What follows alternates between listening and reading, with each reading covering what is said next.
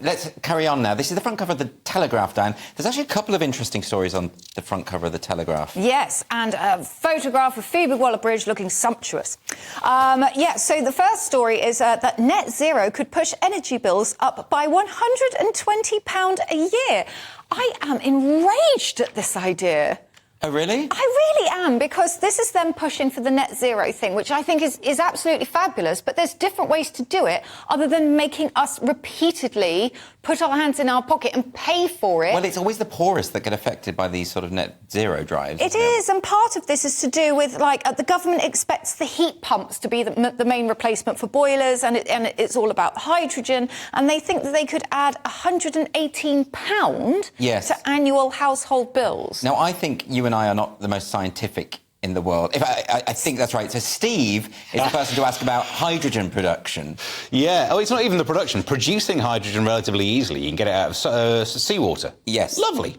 Keeping it is really difficult because it's darn small, so managing to contain it, one of the trickiest things with hydrogen is transporting it, because you can get between the atoms of the thing that it's being contained. Okay, would Tupperware work? No, even with a good burp. That's the problem. But the heat pumps, adiabatic expansion of gas, is just the opposite of how a fridge works. So actually, the technology's there for making that work. The problem is the way that we're funding it. Because if cheap energy is what we're talking about, if it is going to be a source of cheap energy, why don't you retrospectively pay for it yourself, you bunch of politicians? So don't charge us for it, borrow it and pay yourself. But what about back. this point about net zero and all the sort of environmental pushes that they do tend to affect poorer people and poorer communities? Well, because of the way that it's enacted, because they put levies on things, which you're right, that's the problem. By putting extra money on fuel bills, to cry out loud, oh yeah, let's just check to see if they've gone up recently. Yeah, they have. Yeah. Whereas there should be other ways of doing it. The goal's fine. There's a lovely video I saw online to try and explain global warming.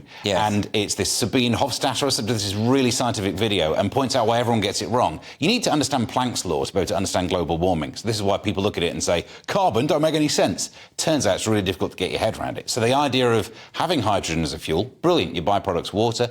Having heat pumps, all you're doing is sucking heat from outside the room into the room. They're great. But the way it's funded is the problem. OK, interesting. Diane, because we haven't got much time on this, can you tell us a bit about this other story on the front cover of the Telegraph? Yes. And this is the one to the right of the picture of Phoebe Waller-Bridge, about Oxford University. So Oxford University, we've had a little bit of a glimmer of hope in that Professor Martin Williams, who I believe is the Vice-Chancellor, yes. I think, yes, basically said to students, look, you see, Professor Kathleen Stock, who we know is the author of the book Trans, who is an advocate for women's rights. Her book is called Material Girls. Oh, thank you. Trans is written by Helen Joyce. Oh, my gosh, I'm sorry, I got confused.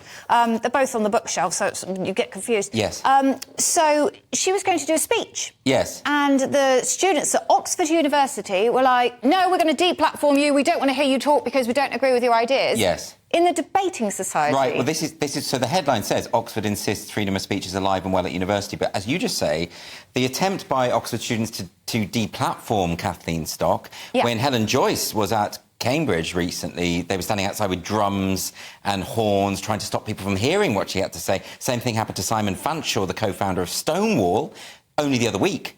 So it's not true, is it, Steve, that freedom of speech is alive and well at university? I mean, the point they're making is that you're not allowing no platforming. The problem is then you've got to go further down the chain. Yes. Protests outside.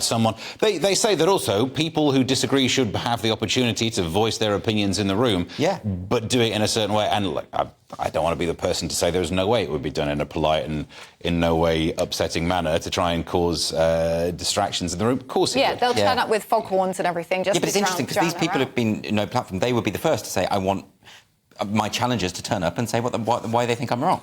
So, but just blaring horns and banging drums, it's like what children would do. Yes, but weirdly, I just don't want to hear any other point of view but the one that I already want, and that is ridiculous. Absolutely.